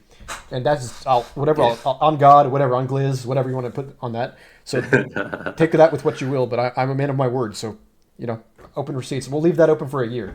If a year comes by later, Yeah. then no deal. Somebody's got to contact this guy and let him know, dude. Yes, exactly. Yeah. No, but anyway, Well, so I pretty much agree with. oh, Go ahead. Go just ahead to if you keep know. clarifying on Yeah. that, and I'm long-winded here, but basically, if she's saying that if she texts you and you were thinking about getting back with her, I would just say don't even think about getting back with her because you already know how that worked out. She has a kid now. I don't know where you are in your life. It looks like you should probably want to start your own situation and get kids in the picture and ship fast with that. But you've already dodged that bullet. You've already vetted her, so just move her into the not going to think about process. Now, should you respond to her in a non-dating context? Is that what you're asking me? See last episode where we talked about how that there's really no value in that. And it totally fine with the happy birthdays and like the hey once a year Merry Christmas. Totally fine with that as long as it's not like one of those unhealthy oh mess her or whatever. But if it's just like a casual hey happy birthday, how you 6 months check in, hey what's going on in your life? Totally fine with that. But don't no value in really maintaining a friendship with her at all. I mean, there's no real value in that. So just jump into male relationships, jump into uh, intimate relationships with people who you have not been already dating and vetting. So that's kind of where I would go with. Right. I'm in agreement as usual with my buddy Tony here. So I will tell you this. I mean, I don't want to act like I've never been in a situation like this before because I have. And I think he mentions maybe it was in the updates or something, but he mentions that she's really attractive, and that's kind of like the main reason. And honestly, I bet you that if we are being frank about it, it's probably the entire reason. So that's one thing about being a man is it's tough. We're very weak to beautiful women. I mean, it's something you gotta try to kick your ass about. Like you gotta beat that out of yourself, as Tony was saying. Like uh, I mean, he was specifically talking about the thought you had where she lost a bet or something. I'm going to relate it more to your own self worth, right? I mean, you see this her. Well, here's what's happening. She's coming back to you because they always do, right? I mean that is like 99% of the time a girl ghosts you or whatever, or leaves you, she's going to come back and she's going to come text you and try to rekindle things. Here's why that happens, okay? Well, actually, let me start this way. Here's why you think it happened, or maybe what you want to believe. What you want to believe is that you're so special, that you're just so great, that she can't live without you. And she's realizing it now. It took her a long time. She had to go through her stupid struggles and trials and whatever. But she's seen the other side and she realized that she had everything she ever wanted with you. And that's why she's coming back to you, because you're so great. And she's finally just realized it, right? That's what you want to believe. You may not articulate that. And you may even hear what I just said and be like, no, I don't feel that way. Yeah, you do. That's exactly what it is. It's your narcissism being fed. Okay. And now here's what's going on her end. Okay. She is also a fucking narcissist, right? You said she's toxic, so I'm reading into this a little bit, but I can also just tell by the fact that she has a husband and a child, and she's texting you out of the blue to say some stuff like this. She's a very toxic, narcissistic type of person too. So here's why she's saying this to you, because she wants your attention, and she knows how to get it. She knows how to feed your own narcissism with these false this attention that's really false. She's stroking your ego in order to reel you in so that she can feast on the attention that you have to give her. That's what she's doing right now. She knows you're screwed up and she's using it to feed her own ego. Right. Okay, it's not because you're so great. All right, get that out of your head. You're not that great. You're just a regular dude. Doesn't mean you're not lovable. Sure, you're a great guy, and you're lucky that you didn't end up with her, because she's clearly a very troubled person. She's a 33-year-old woman with a husband and a child who's like secretly texting her ex from 6 years ago and trying to like kindle something. I mean, this is demonic behavior. I mean, this is totally you should be you should be thanking God that you didn't end up married to this woman, right? You dodged a freaking bullet. You dodged a freight train. So that's how I'm gonna put it to you. That this woman is damaged and she'll never be happy. Okay, you're not gonna make her happy. I promise you that much. Okay, she got everything she said she wanted. She got the husband and the child, and she's still unhappy. Okay, what are you going to do? What are you going to add to this that's going to fix anything for her? It's not possible. You're not going to make her happy. You're just going to be another soul that she can feed upon until she gets bored of you, and she's going to drop you and find somebody else. You got to absolutely do not respond to this woman. I mean, I think that you said that in your update you didn't, which is awesome. I mean, do not. But I would dig deeper here and just even interrogate yourself as to why you even thought you wanted to. Like, why should that thought should even be so far from your head? Like, when you get a text like this, you should chuckle to yourself and be like, wow, some people never change, and then put your phone down and you don't even think about it anymore. That should have been what happened. There should never have been a moment where you're like, oh, well, maybe I could, talk to her. Maybe things could be different. Maybe we could rekindle what we had. It could be good again. That thought is stemming from your own weakness, and you gotta crush that, because that's going to affect other parts of your life. Like Tony was saying about the thing that you think she lost a bet or something, man. I tell, your self esteem is in the toilet here. And that's really the main problem here. That's not what you asked about. You asked about something in a roundabout way, but I'm telling you that's what your problem is, even though you did not identify it yet. Yeah. So you got to fix that issue. Well, that is the problem, because if it was simply, oh, my ex-girlfriend texted me, what should I do? You wouldn't put any of these 9 paragraphs in. You would just say, hey, my ex-girlfriend just sent me a text. Like, what do you guys do? Do you respond to that stuff? And the answer would be no, we don't. Unless you want to partake in sexual degeneracy, but we don't advocate for that here. Right. So it's something that right. It's something that it's obvious to me that this woman is not to be part. And you actually it looks like you, maybe based on the update, looks like you did figure it out. But if you have to, man, just block her number if you have to. I mean, she's not going to add any value to your life. She's only going to add negativity. The fact that you thought that she lost a bet to text you. I mean, think about the context of what she said. If she had said something way more extravagant, you could start thinking that schizo stuff. But she just said, I always think about you. That's some normal thing that ex-girlfriends would say to you. But yeah, if it was something like crazy and extravagant, like, oh, would you jump off a roof and jump into a trampoline and do all this crazy stuff and hang out with me and da da da da, like, yeah, we can start thinking about the schizo stuff. But no, we're in entry level. Ex-girlfriend is not satisfied with her shotgun wedding to her husband, and therefore she's thinking about you, and she texted you. That's all that happened. Literally, that's what happened. And you made the right choice 6 years ago. So just make it again. No problem with making the right choice twice. Just do it again. Just respond. Don't respond. block. If you have to respond, you could say, "Hey, don't text me." Like you're married, whatever. But you're giving that would just be giving her more content to kind of manipulate you and stuff. I figured like just don't respond to her, and that's kind of where I would Yep. go with it. Just like Dean said, this isn't about the girl at all. This is about your self esteem. And this question Yeah. literally is 9 paragraphs of my self esteem is in the toilet. What do I do to fix it? Now Yeah. we already have the answer for that. Jump into the gym. Jump into the gym. That's right. Calculate the number of women that there are on the planet, and then do some subtractions because you live in a different area. So calculate the number of women between the age of 20 whatever you are. You're 29, so just think about doing a 25 to 35 that range. Okay, honestly, just think about 22 to 29 your age, and think how many women are in that area, are you in your city, and how many of them are single. Calculate that number. It's going to be insane. It's an insane number compared to one because she's one woman. So, and she's not even single. She's married and has a kid. So just think about the number of single women with no kids that are in your city. There's, I want to say millions because you probably live in a big city. So just think about that every day. Just think about, oh, that's a big number. Okay. Okay, well, I'm fine. Yep. That's it. If you ever have that one-itis, just say, hey, you know what? I'm fine. Because if you, Yeah. and I if you're have not, one. go ahead. I have one point because part of the issue is that she's really hot, right? And I get that that is this tough thing to get over when a woman is just very very attractive. They'll have that pull over you. If you got one baddie, you can get more. Yeah. Just don't worry about it, man. Like your standards have gone up and you can't help that. But you got one hot girl, you can get more, dude. Like she's not special, dude. No. She's crazy. You don't want her. No. You need to shift your mindset to say that you're very grateful that you did not end up with a person like that. Here's a good advice, by the way. With any breakup, focus on the negatives.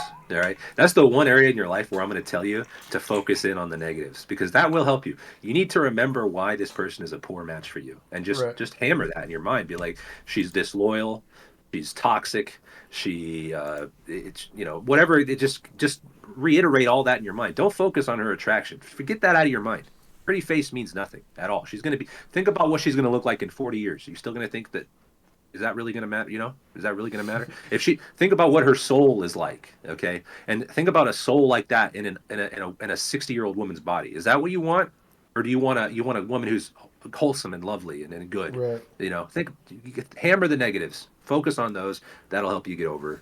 I like that focus on the negatives because you're focusing on the positives. Really, what you're focusing on. Okay, I dodged these negatives, so that's interesting. But yeah, definitely if she's attractive, listen, she's 33. She's hit the wall, so she's not going to get any more attractive. Yeah. You're 29, so Yeah. you're saying that you were 23 and you found this really attractive girl. You're 29, dude. You're in your peak almost. Like you're coming up on your peak. Yeah. So you're just gonna get better and better looking. If that's a concern for you, dude, go outside, touch grass, etc. I'd like people to say, you'll find girls that are as attractive as her, if not more. And the demons inside of you are saying she's the hottest girl I'll ever be able to be with. And you're basing that off of evidence. You're saying, well, all the other girls that I've dated after her have been less attractive than her. Yeah, I mean that's because you're not trying hard enough. But listen, as Dean said, that's not the most important part. You need to focus on the whole picture. You need to focus on, okay, yeah, she has slightly more facial symmetry than this other girl I've been dating, but the other girl knows how to cook, knows how to do things nice, knows how to not make you think that she lost a bet when she texts you, etc. That's a good quality to have. Yeah. That's what one of the number. That's like in the top 5 for me. Is if they It's up text there. me Yeah. and I don't immediately think, well, is that a dare, or did they lose a bet? That's one of those good Was there a things. bet involved here? Yeah. Yeah. Yeah, so move on, and you're gonna find somebody better, man. Just hit the gym first of all too. Post physique, we'll talk more details. Like post your physique, we'll critique it, and then hit the gym. Yeah. Get a diet going. Get good at something. Talk to that guy above you that was talking about hobbies. Find a good hobby, dude. You're gonna be fine. Right. So, and I'm glad that you did find out that you don't want to actually text her. So, yeah, that's good. Yeah. But Very good. Yep. I think it's a perfect segue into the third question, and this one I think is very very interesting. Because I'll start by saying this: we're not red pill, we're not in the manosphere per se, but we're adjacent to a lot of that stuff, and a lot of stuff we talk about is very much related to all that stuff. So, I would say for me personally, I'm not at the same outcomes as them. We all agree on the description of what's going on with society and modern day society and stuff, but Dean and I have a different prescription, if you will. We have a different prescription for what to do about the truth and reality. So Maybe we'll make a whole episode about what we disagree on and what goes into that. But I'll just give one thing: is that the red pill community and like the manosphere community, they all advocate for sexual degeneracy. We don't advocate for that at all. We think there's a better solution to it. But we Yeah, do agree with them a lot on the description of what's currently going on and what the problem is, the diagnosis, if you will. yeah. So that context matters for this because the question is, why are so many young men feeding into this red pill narrative? Now, I will read the question and I'll kick it over to Dean for the immediates. All right, so I'm a 25-year-old male. I'm feeling overwhelmed by the increasing amount of men promoting red pill ideologies and supporting extremely misogynistic figures. It seems like this rhetoric is spreading more every day. Even some of my liberal friends are starting to repeat these ideas. It feels like more and more people around my age are shifting towards hating women and believing men need to be these almighty heroes for society. From what I've noticed, it's often single men who fall into this mindset. I'm curious to hear what everyone else thinks and if you've noticed this happening on other social media platforms. Yeah. Banger of a question. Very on topic for the day, the age that we live in. And actually, when you just said that, I do, maybe this is our topic for next. Maybe it's a long form topic for next week, maybe. So I'll touch on this because we're asking the question, but I think we should maybe dig into this a little deeper, perhaps, because there's a lot we could say about it. Um, it's I'm gonna try to answer in good faith, like earnestly, to this person who's, let's say, number one, you're on Reddit, so you have a certain. I'm assuming you have a certain political bent. Also, the fact that you're asking, the way it's framed is like it's a negative thing, right? Like he's like, oh, it's just like a concern that he has, like he's worried about it, you know. So I'll come at it and try to quell your concerns a little bit. What you're noticing is the inevitable pushback against feminism. Okay, I'm just going to come out and say it, right? Like Tony said, I don't know what pill I am. I suppose I am a little red pilled if this is what counts as red pilled. I am opposed to feminism as an ideology. Um, I think what you're seeing is that for the last, let's say, at least 15 years, that's about as long as I can confidently speak because that's as long as I've been like a sentient human being. um, for the last like 15 to 20 years, we've lived in a culture where being a man is like the worst thing ever, right? And especially being like a white man. Okay, being a man in this culture means that you're responsible for every bad thing that happens. Okay, you're automatically prone to rape and abuse. I probably have to blur that word out, right? We have to censor that in post because I can't even say that word. You're prone to violence. Women are your victims, and they have to be protected from you by the government, right? You're not given priority in hiring because companies want to be diverse, which means less men. That's what diversity means: less white people and less men. So you're automatically out there. What you're seeing is that when you formulate a society like this, you're doing it in an impulse that I guess is benevolent. You're saying that there's people who are disadvantaged and we need to try to help them out. Okay, but you have to understand that by doing that, you're also pitting them against the people who are in the majority.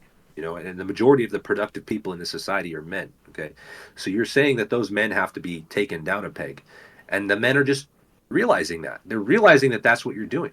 Okay, so the men are coming together and saying, I'm sick of being treated like this. Like I'm not a bad person just because I'm a man. I like being a man. There's things about being a man that I really enjoy. I like it, and I also recognize that there's a difference between me and a woman. That there's a fundamental difference between us, and I'm okay with it. I like that, and I'm speaking personally right now. I like that there's a difference between men and women. I love women for what they are, right? I don't want them to be like men. I want them to be like women, and I want men to be like men. And that's the whole point of our project here. So that's what you're seeing. I mean, how it manifests could be a concern, and I get that. I mean, you cite misogynistic figures, okay, and I know who you're talking about. We all do. Everybody here knows exactly who you're talking about when you say it. You're talking about Andrew Tate, right? You're talking about Andrew Wilson. You're talking about people who you think are toxic, misogynists, hateful, because you've listened to a 3-second clip from them on TikTok and you think you know everything about them, and you've diagnosed what's wrong with everything that they are as a human being. That's what you're talking about. Now, one thing I would say to you is you don't know anything about this, right? You're coming at this from a place of ignorance by your own admission. Okay. So as a man, I think you would do well to open your mind and listen to what's being said and try to have empathy for the other side here. Okay. Because there is a positive and a negative outcome here. Okay, the positive outcome is that you have men who are excited to be men, who want to take care of their women in their lives and provide for their families and be productive and live in a healthy and stable society. That's the positive aspect. The negative aspect, the possible outcome you have is you have men who are so sick and tired of being told that they are demons and the enemy that they start a movement to completely disenfranchise women and take over and subjugate them and turn a society into the Handmaid's Tale, which is always the liberal hysterical fantasy that they live in. So, it's a legitimate possibility. I mean, if you want to keep pushing against it, I mean that's possible that those are the outcomes. So you need to choose one or the other. That's what I'm saying. It is Right. inevitable. Like it's the situation has shifted. The vibe is changed. Okay, that's undeniable, and you're pointing it out right now. Your students have already started to shift over. So the question is, where are they going to end up? Do you want to guide them towards the productive ideal that you haven't, that hopefully you understand is possible and real and good, and we should desire it, or are you going to continue to fight against them? Discovering themselves and starting to enjoy being men and seek out masculine things. If you're going to keep pushing against that, they're going to push against you even harder. So think about it. Be honest with yourself. How are you going to react to this? And I think that starts by actually engaging with it, really being Right. open and learning about it. That's a very good. It's a very good response, and it's a very good point that we might have to make a full episode about this because we don't align 100% with these people that you're discussing, but we do agree that their description of reality is probably Yeah. the same as ours. But my question to you immediately is that this, and he Dean was charitable, and he answered as if you're being good faith here. I'm going to actually go a little bit different with this, and where am I going with this is that you're in a way double speaking. I read the paragraph, and I don't actually see any effort to explain any issue. All it is you observing, which is fine. You're observing things around you, but you need to define things like misogynistic. You need to explain maybe in your post you have no there's no problem in my mind. I don't see a problem. It's a question, but it doesn't have any. It's a question of why are people talking about X thing. But you need to tell me, is X thing wrong, bad, etc. And if so, why is it bad? Why is that? Why does that actually bother you? You just said I'm overwhelmed by the increasing amount of men promoting these ideologies. Tackle the context. Tackle the ideology itself. Tell me, hey, something about this ideology is wrong, and here's why I think it's wrong. Tell me that so we can go into more of a okay. Well, maybe you're right about that aspect of it. Maybe you're right, but you're not giving really any critique or any really thinking about that. You're not actually giving any thought pattern about this. You're just saying Orange Man bad. Friends talk about Orange Man. Why? I feel overwhelmed. There's no Yep. real Orange Man said this specific thing and he's wrong about that and here's why.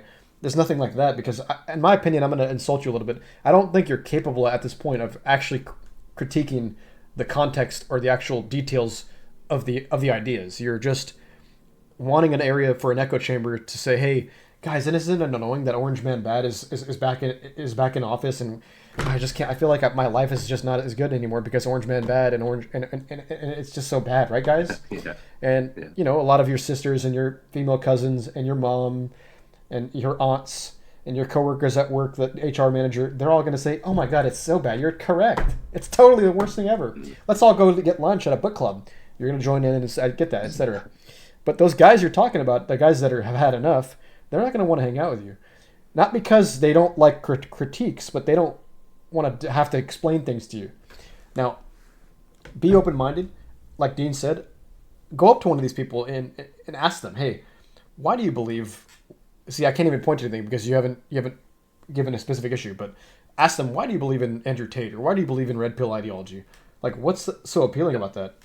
Get the actual thing from that person because likely you're talking about Twitter people or you're talking about internet stuff where it's just internet stuff, right? You're not actually having a conversation with somebody in real life.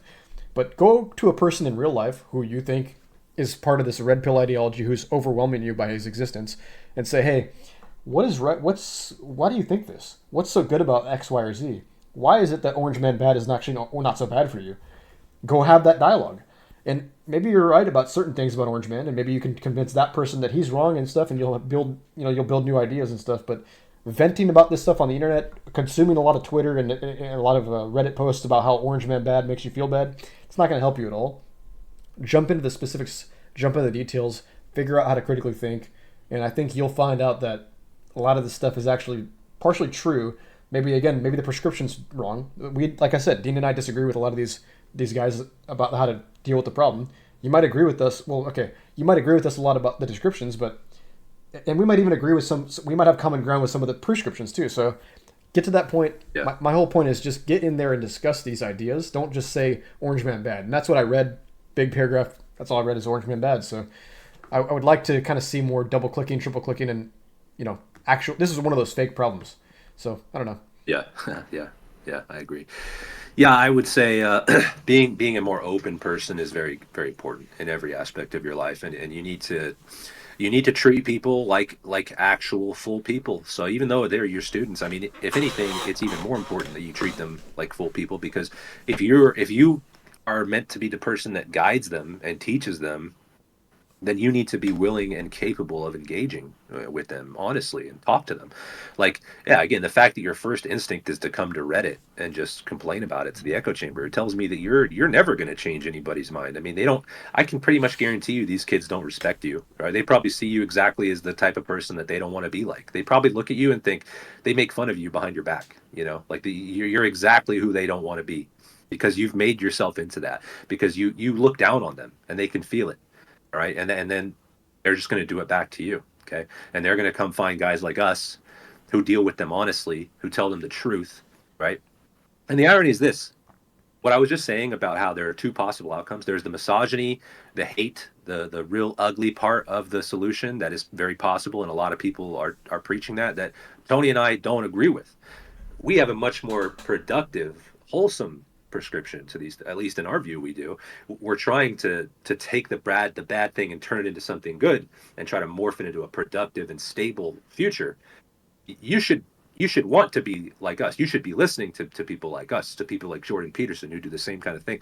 Right, there are guys who are talking about this issue and trying to help push it in a productive direction. But it's going to be them, or it's going to be the Andrew Tates of the world. It's never going to be you, dude. Like, that's the one thing I guess I hope you understand, is that your whole personality, this whole idea of like, I'm above this thing, and I can't believe my students are falling for this, and God, where did they go wrong? Like, again, you're not talking to them. You're on Reddit in the echo chamber talking to your fellow blue team members, right? That's what you're doing. You will have zero impact on them. If anything, you will push them closer to the outcome that you should be more afraid of. So you're the problem, man.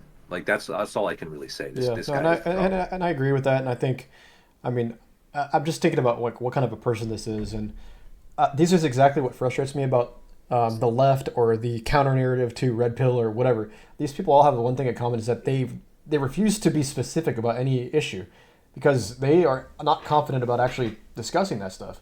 And I've got some family friends, and I've got some people that in my life that kind of sound like this guy, and this might not even be a guy, by the way. This might be a woman in disguise. He says he's a guy, but Oh, yeah, he did say okay. yeah, He he could does. be Okay. lying. So Yeah, for me, it's. I've got people in my life that are like this that say, "Hey, what's going on with like all these misogynistic people? Like, I don't understand it." If it's in real life, what I just simply say is, "Yeah, what can you give me like an example? What are you talking about? Give me an example of what do you mean by that?" And that little question right there is enough to get them to be super defensive and super. Oh, I mean, are you saying you support them? Now we're talking about a situation where I don't even know who you're referencing specifically. I mean, I probably do, but in good faith, like we can't. How can I support somebody who you're not even willing to say the name of? And then the thing is, they subconsciously know that their limited knowledge, as you said 8 minutes ago, about how they've seen a 2-second TikTok about somebody, saying this and that. And they now know their entire life hit story is their interpretation of it. When in reality, I probably know more about this person than they do. And I have this issue with like when I right. discuss even some certain things about like religion with certain people. I know more about their religion than they do in some cases. So when I discuss it with them, Yeah, it's hard for me to even if I disagree with their premise, it's hard for me to have like that conversation with them because we disagree on the details. And when we disagree on on yeah, the details, I mean like the description of events that have occurred. And some of these people, when I say disagree with, they just don't know what they even are supposed to believe about that. So for this person, their tribe probably doesn't like, like you said, maybe it's Andrew Tate, but there's a lot of people that are popping up like Andrew Tate, and this person's tribe probably hates that person, Andrew Tate, and so they probably have heard some sound bites, and they probably are having like, oh, why is everybody like him on it, etc. But there's nothing specific that I've heard as a critique from this person, and it's very much of a pattern. Whereas if I heard somebody else tell me in good faith, hey, like, you know, Marco Rubio said, certain thing in Spanish on TV, like, what's going on with that? I don't really like that. Now we can have a discussion because you said something specific. You said Marco Rubio, so you said a name. You said what he did that you don't like. He spoke in Spanish on TV during like an official thing. So we could talk. Okay, now we say, okay, is Spanish supposed to be something that should be discussed, on national, like American television? Is that something that we should, not television, but Congress? Is that something we allow? How do we feel about that? Is that now we're into something that maybe we can have a back and forth on that's actually contextual, whereas this is just the vibe is not good. This is not. There's no joy in Yeah. my campaign. This is what this is. So, almost honestly, Yeah. we'll get into it next week. But yeah, I think Yeah. it's a Yeah. good. We'll crack that open. There's a lot more we could say on Yeah, that, but definitely. this guy's a soy boy. I don't like him. I don't Yeah, like this freaking guy, dude. yeah. I All don't right. like Well, I that think whole it's attitude. it's just if there's anything else, did you want to say on kind of general totality of shipping fast, or do you think we can end it there? So shipping fast, don't be afraid to fail. Just get in there. Get in there and be open to the new experience. Be open to challenges you can't expect. That's where the rewards are, man. The, Yeah. the, the, the princess is in the castle, but you don't know which one. So just keep going in. Just keep going in, and you're going to encounter new challenges every time. You're going to grow. It's going to be fun. Just keep Right. doing it. I think push the squat for 5 seconds. Success is the 5-HTP of serotonin. Failure is that. So keep going in that realm, and we'll get done. We'll get done in the details of kind of the red pill question next week. So thank you guys for listening, and we'll Sounds go from good. there. Thanks for watching, guys.